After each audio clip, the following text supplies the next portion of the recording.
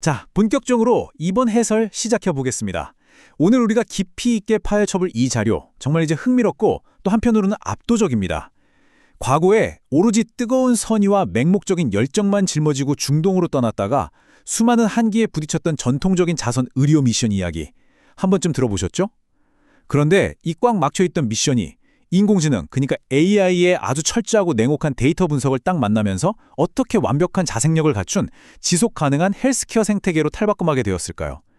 오늘은 이 복잡한 시스템의 변화가 어떻게 사람의 마음을 열고 현실적인 기적을 만들었는지 그 정교한 청사진을 아주 꼼꼼하고 구체적으로 파헤쳐 보겠습니다. 오늘 우리가 살펴볼 이 놀라운 변화의 로드맵은 대략 이렇습니다.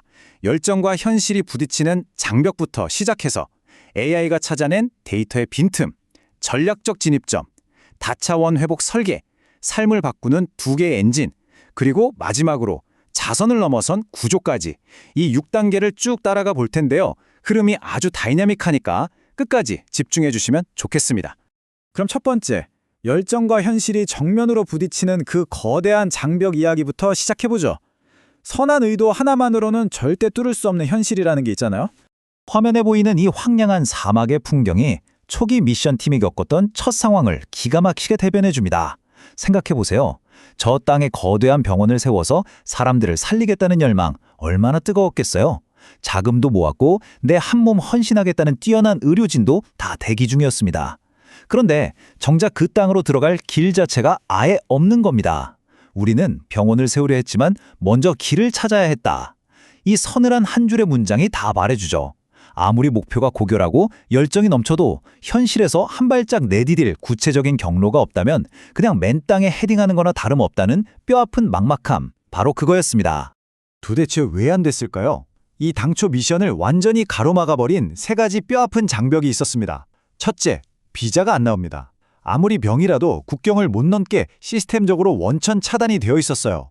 둘째, 불신입니다.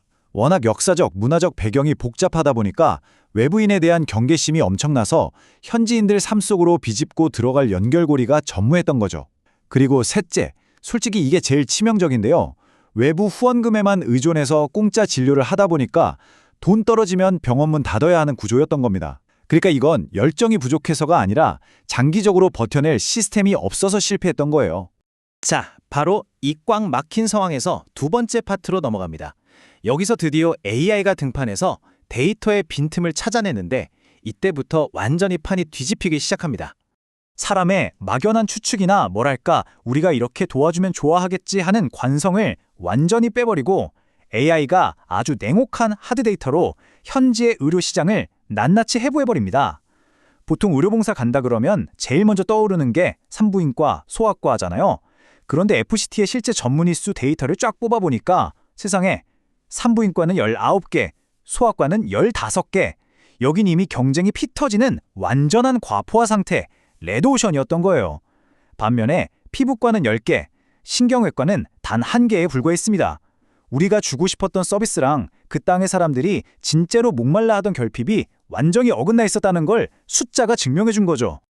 그래서 AI가 짚어낸 기가 막힌 돌파구가 바로 프리미엄 존 전략입니다. 경쟁 심한 산부인과, 소아과, 과감하게 접습니다.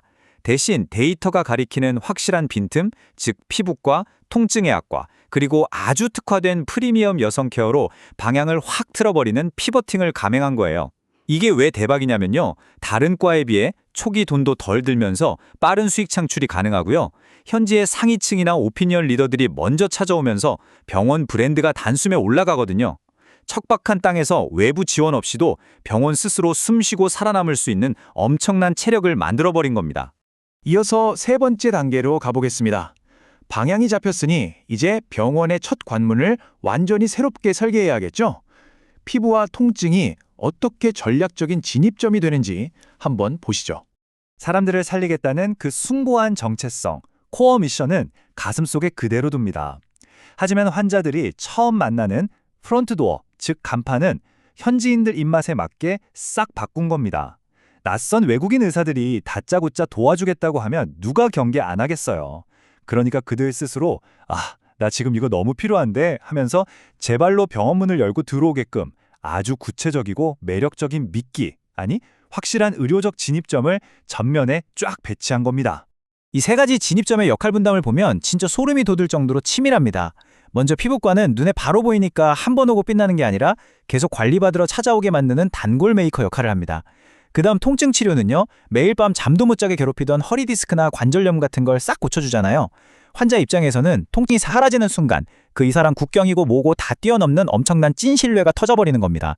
그리고 마지막 라이프스타일 케어로 식습관이나 운동 같은 일상의 뿌리까지 건드려서 결국 이 사람의 삶의 방식 자체를 완전히 바꿔놓는 지속적인 변화를 이끌어내는 거죠. 자, 그럼 네 번째. 이런 치밀한 전략이 실제 공간에서는 어떻게 구현되었을까요? 3단계 다차원 회복 설계, 그 청사진 속으로 직접 걸어 들어가 보겠습니다. 앞서 본 진입점들은 그냥 말뿐인 이론이 아닙니다. 환자의 전생애를 책임지겠다는 아주 무서운 6단계 워크플로우로 굴러갑니다. 아프면 약 줄 게가 아니에요.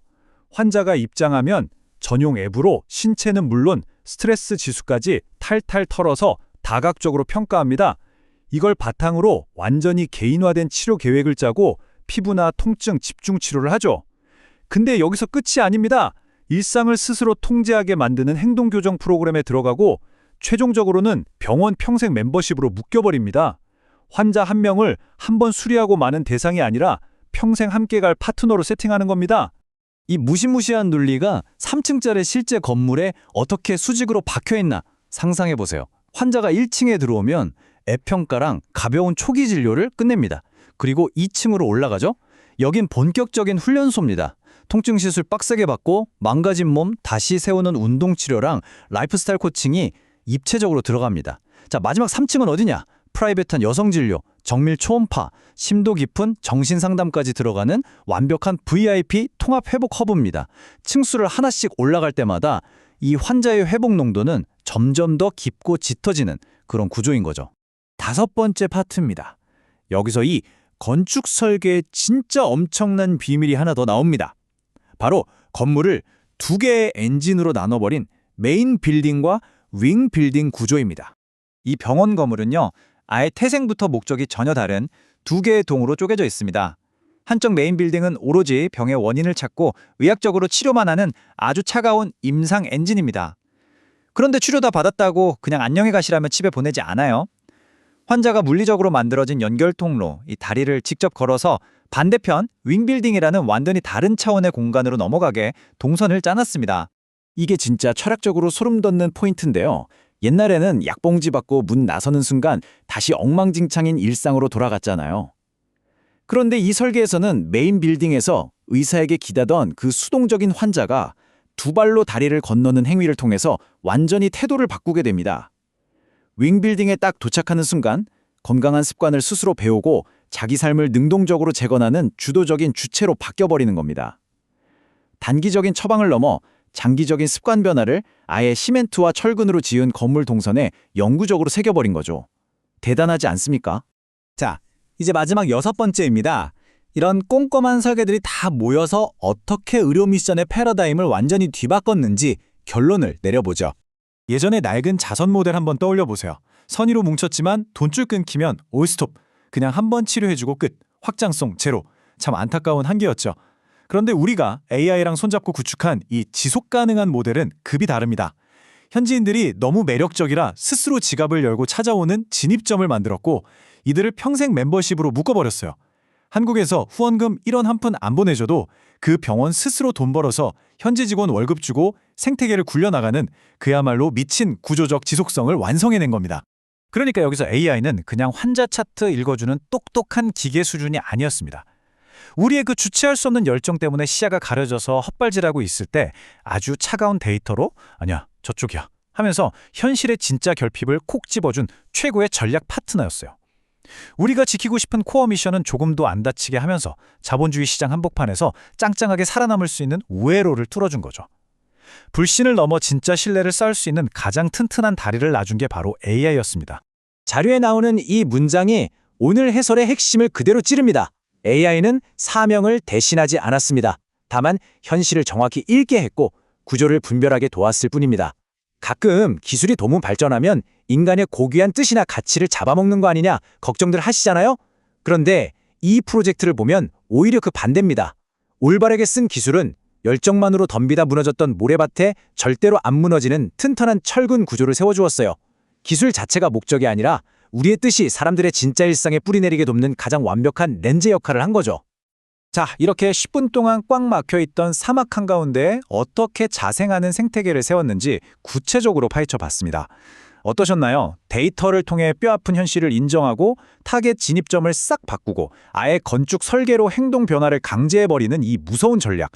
만약에 AI와 데이터가 사막에 병원을 짓는데도 이렇게 기가 막힌 통찰을 줬다면 말이죠.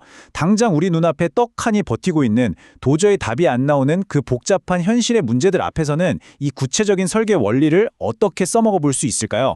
오늘 이 깊이 있는 해설이 여러분의 꽉 막힌 장벽을 시원하게 뚫어버리는 작지만 강력한 힌트가 되었기를 바랍니다.